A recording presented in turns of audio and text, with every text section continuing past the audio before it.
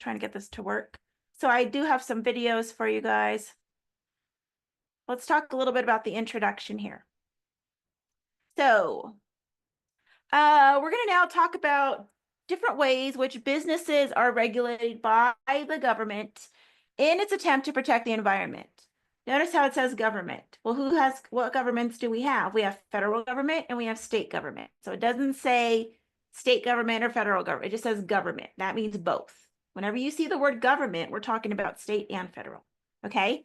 So, and if you look up here, various ways in which businesses are regulated. The majority of this 10 pages talks about how businesses can be fined or penalized for not following some of the regulations, okay? And it doesn't really talk too much about individuals. Now, from what I'm seeing, like I said, environmental law changes practically every year. What I'm seeing more of in California is now they're starting to regulate individuals, right? They're starting to regulate individuals. So I think your book needs to kind of update that.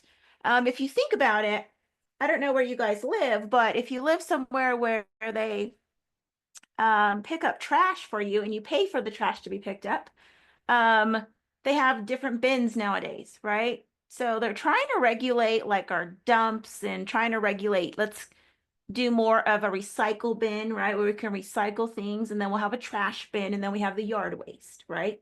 So recently, or in my neighborhood where I live,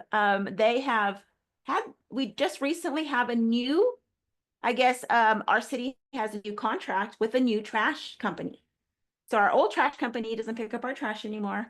We have a new company that started in January. And what they're regulating with us is when we put our trash cans out, they're like literally lifting the lids and seeing what's in the trash can.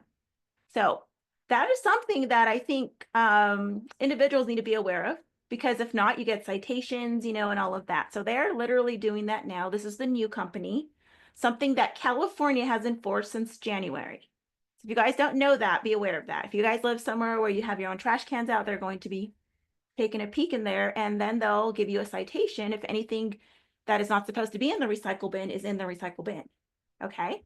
So just keep a lookout for that. So I think we're just going to talk about businesses, but you will get clients where individuals are getting cited by either their city, the state, for some of these regulations too nowadays. Okay. So, and it's not federal citations. It's normally the city citations or state of California regulations. Okay. So for now, let's just talk about these businesses.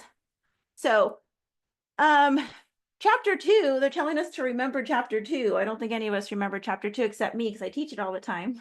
But Chapter 2, that environmental law is defined as all law pertaining to environmental protection. What is their goal?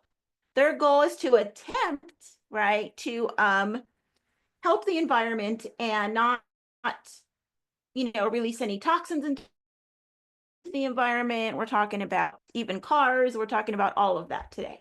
We're even talking about pesticides, where you have companies that come around and spray for certain insects or even bigger things like, mice, rats, things like that. I'll tell you how those are regulated, but that's what we're talking about. The government is trying or attempting to help out the environment and protect individuals as well as businesses. Okay. So environmental law is definitely not new. Indeed, the federal government began to regulate some activities, such as those involving pollution was the first one. Pollution was something that they looked at right away, okay, of navigable waterways. We're talking about the rivers, anything that goes out to the ocean or thank you, that's cute. That comes out to the ocean. Look at someone just dropped a little flower at my desk. Anyhow, the lady in the front. So, okay, I lost my train of thought. My flower is really cute. Pollution, the waterway. So we're talking about anything that goes out to the ocean, especially. We have some places like, I forget what they're called, where they keep the boats, the harbors, right? The harbors, even though it's like something that's kind of like where the boats stay and the boats cannot, reach a certain speed while going out to the ocean. But the fact is this, the harbor's water goes where? Out into the ocean. So anything that's navigating to the ocean is definitely regulated, okay? So that's what they started with first, polluting the water. That started in the late 1800s, a long time ago. So imagine the differences now, right? We're already in the 2000s. So a lot of different changes. So in more recent decades, however, the body of environmental law has expanded substantially as the government has attempted to control industrial waste. Okay, industrial waste, meaning more of the businesses, more of the warehouses, more of the car manufacturers, things like that. Okay, to protect natural resources. What are our natural resources? Water, right? Definitely the ocean, drinking the water, wherever we get our water from, the mountains, things like that. Those are natural resources. That is stuff we get from nature. Okay. So because of the complexity of environmental law, firms often need you, paralegals, to make sure that they meet regulatory requirements. That's probably your biggest duty as a paralegal for an environmental law attorney. Do we have a lot of environmental law attorneys? We have a lot more than we used to.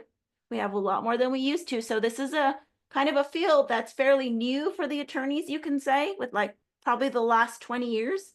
But a lot more attorneys are getting into this because we have a lot of things changing, right? We now have electrical cars. We don't, they tried to regulate in California. There's no more gas, anything, gas lawnmowers, no more gas cars, no more whatever you use gas. They don't want any gas stoves anymore.